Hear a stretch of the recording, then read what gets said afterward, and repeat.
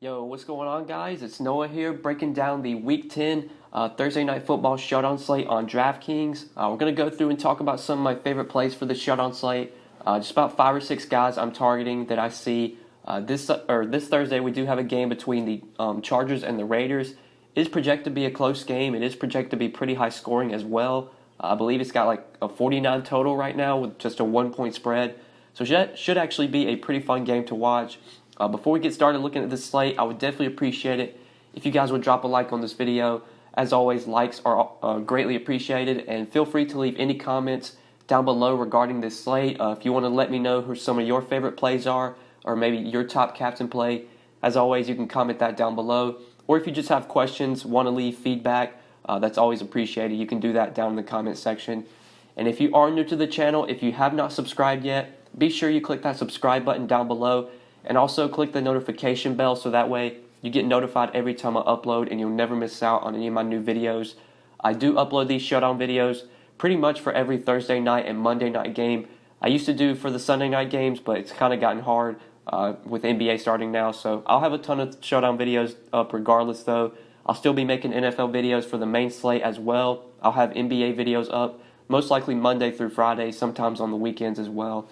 So I do have a ton of content coming out for you guys. Would definitely appreciate it if you would click that subscribe button if you haven't already. But let's go ahead and take a look at this slate. Starting off at the top with Phillip Rivers at quarterback. 15,000 as a captain play, 10,000 as a flex play. So Rivers is my preferred quarterback to go to in this game, but no one's really that expensive. I mean, Rivers is the most expensive player on the slate, and he's only $10,000. So it's actually pretty easy to get a lineup that you want in this slate. There's some cheap plays I like as well that we'll talk about later in the video. But just looking at the top between the two quarterbacks, you have Rivers at 10K. I think Carr is 9,600. I do prefer Rivers. Like I said, there's plenty of cheap plays available. So if you want to go with both quarterbacks in this game, I think that does make plenty of sense. I do like the matchup a lot for Phillip Rivers. He is facing a Raiders team that has really struggled with their pass defense this season. They've actually been pretty solid against the run. They've been pretty much a pass funnel so far this season. So it's a really good spot for Phillip Rivers. This is a guy that's just kind of gotten unlucky the last few games. I played him in my cash game lineup in week 9 last week when he faced the Packers at home. I did play him in cash that week. It was very unfortunate that he threw for 294 yards and no touchdowns. Just missed the 300-yard bonus. Also, a lot of the touchdowns went to Melvin Gordon when they got towards the goal line. So as long as Melvin Gordon doesn't score all the touchdowns, I mean, some of those are going to wind up going to Phillip Rivers pretty soon. That's just kind of how it went last week. I think Melvin Gordon scored twice, and then the Chargers just kicked like 4 field goals, I believe. So Rivers kind of got unlucky last week, falling short of the 300-yard bonus, not getting any of the touchdowns. Those are going to start to go his way pretty soon. And against the Raiders defense that has really struggled to defend the pass this season, doesn't have very good corners. We're going to talk about some of these Chargers receivers who I do like on this slate. I think Phillip Rivers is definitely the quarterback I prefer to go to in this game. But if you do want to play both, I think that makes plenty of sense. Should be enough value to do so. But now the next guy we're going to take a look at is Josh Jacobs. Josh Jacobs at the running back position, or flex, whatever, 14,100 as a captain play, 9,400 if you want to play him in the flex.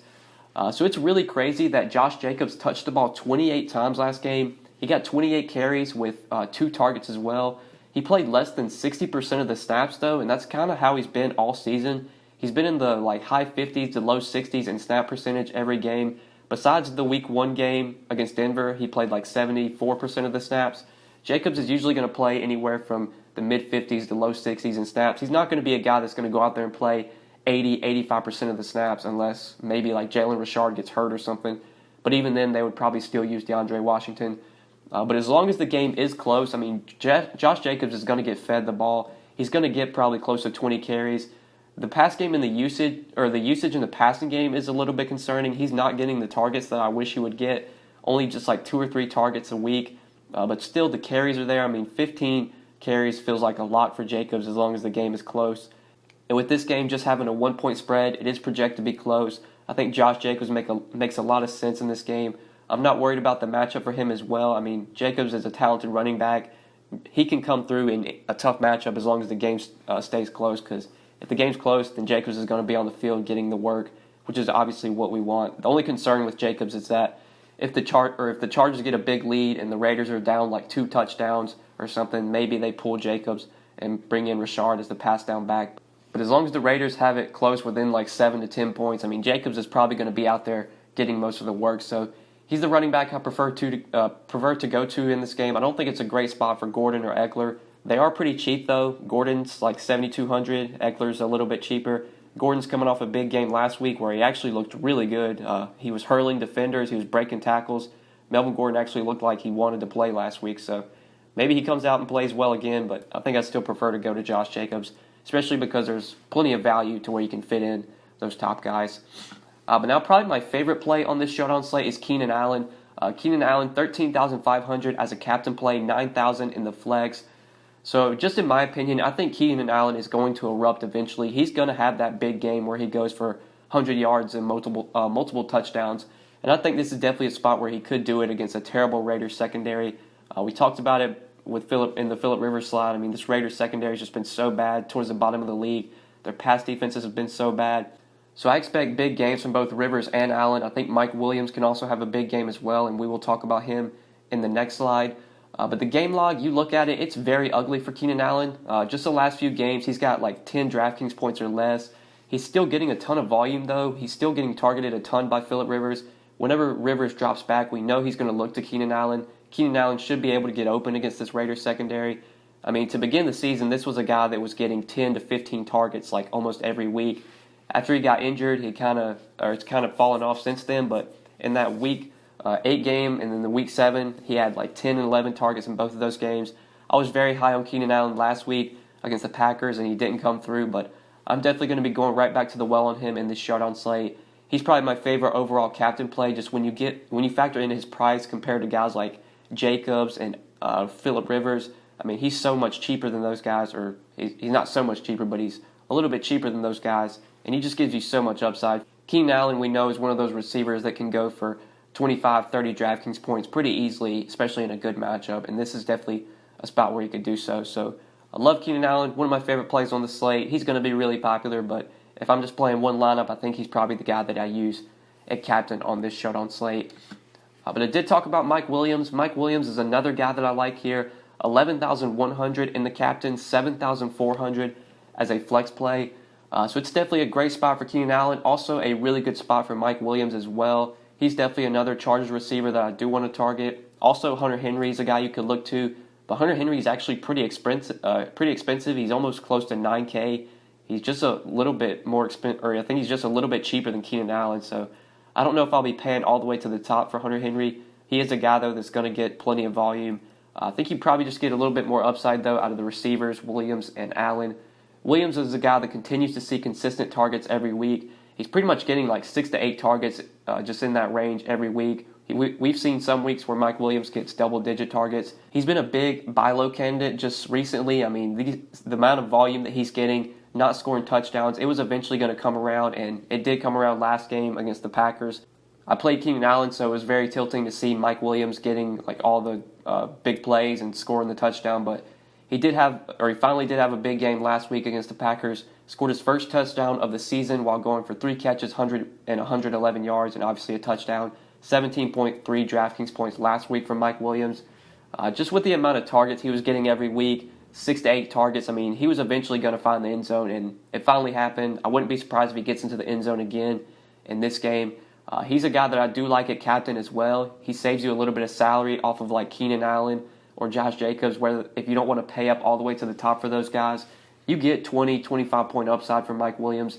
And as an $11,100 captain, he's probably going to allow you to fit in the guys at the top that you really want. So if you're not paying up at captain, I think going to Mike Williams does make a lot of sense here. I think he's a great captain play at his salary. But now the last 2 guys we're going to talk about are both cheap values that I'll be looking to. So Hunter Renfrow is the first guy I want to talk about, 7,500 as a captain play, 5,000 in the flex. So it's been back-to-back weeks with a touchdown for Hunter Renfrow. He scored last week against the Lions. He scored in their Week 8 game as well. I can't remember who they played in Week 8. I believe it was the Texans. He had like a really long touchdown in that game. But one thing that's a bit concerning though is that he only played 54% of the snaps last week. But even in that limited amount of time, he was still targeted 7 times. He pretty much seems penciled in for 5 to 7 targets every week. That's been pretty much his target floor so far this season. And I think finding cheap plays on showdown slates is usually always tough. You're never going to find guys like 5K and below that you just feel great about. Hunter Henry is actually a guy that I think gives you a pretty solid floor here, gives you the upside as well. We've seen him go for 15 to 20 DraftKings points. He can go for 5 catches, 70 yards, and a touchdown pretty easily. So he's one of the values that really stands out to me at only 5K. I don't know if I'll be doing it, but if you want to play Hunter Renfrow at captain, that's going to allow you to fit in all the studs at the top. He's so cheap at $7,500. He legit gives you upside as well. Usually I don't play captains this cheap, but if I was going to, I want to target guys that give me a chance at 20 DraftKings points, and Hunter Renfrow definitely does. So if you want to play him in captain at $7,500, I don't think it's the worst idea. If I was only playing one lineup, though, I don't think that would be the route I'd take. I'd probably pay up for either Keenan Allen or probably go to Mike Williams at captain. But if you're making multiple lineups and you want to throw Renfrow in there at captain in one of those lineups, I don't mind that at all because it's going to allow you to fit in probably both quarterbacks. Keenan Allen's it's going to allow you to fit in all those studs at the top. And Renfrow does give you some upside here. So I do like him as a value play, regardless whether you want to use him at captain or in the flex. But now the last cheap value we're going to talk about is Zay Jones. So Zay Jones as a flex play is $2,600. I didn't include his captain price because I probably will not be using him at captain. But so far this season, in 2 games with the Raiders, Jones has got 2 and 4 targets in those 2 games. But one of the big things that really caught my eye was last week against the Lions. He did play 92% of the snaps, so he was on the field a ton. There will definitely be opportunity for Zay Jones. Anytime you're getting a receiver playing 80 to 90% of the snaps, even though Jones is not a guy that's going to get targeted 8 to 10 times. I mean, when you're on the field that much, there's a chance you'll get open on a couple plays. Derek Carr will be able to hit you. So getting guys at this cheap, $2,600, that are going to be on the field as much as Zay Jones is, that's really hard to find on showdown slates. I think that's really all we can ask for when you're looking for value like below 4K. You just want guys that are going to at least have the opportunity, going to be on the field, have the chance to score a touchdown. And with Zay Jones playing 92% of the snaps last week, they clearly are running him out there, and the opportunity is going to be there for Zay Jones to at least put up a decent game to where he can return value on this salary. Like I said, I don't think I'll be using him at captain, but he definitely is a good filler in the flex spot to allow you to get in those studs at the top. Like I was building out a lineup before I started recording, and you can go Keenan Allen at the top at captain, pair him with Phillip Rivers. If you play both Renfrow and Jones in the flex for cheap plays, that's pretty much going to allow you to fit in whatever you want in the last 2 spots. So that's probably the route that I'll be taking on this showdown slate. That's the route that I like to go. I don't know if Zay Jones gives you a ton of upside, but if he's going to be on the field as much as he was last week, the potential is definitely there and the opportunity is definitely there for him. And at only $2,600, you really don't need much from him to return value on this salary. So those are just a couple of plays I see on this showdown slate, guys. Thank you so much for watching. I do really appreciate it. If you enjoyed the video, like always, you can drop a like. You can subscribe if you have not already. I do forget to say this in all my videos, but you can follow me on Twitter at DFS by Noah. If you want to follow me on Twitter, I would greatly appreciate it. You can stay in touch with me.